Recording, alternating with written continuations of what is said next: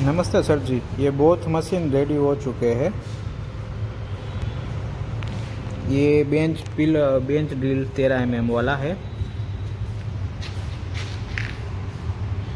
ISI-2 का motor है इसमें, उसका वी बेल्ट है।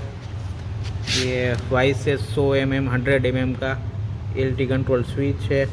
13 mm चॉक है। ये रिडक्शन स्लीव है। ये टूल सेट है और ये ड्रिफ्ट है और एक डीजल स्टार्टर आएगा। ये 13 mm कैपेसिटी वाला मॉडल है। इसका 110 kg वेट है और ये 280 kg weight 40 mm heavy model.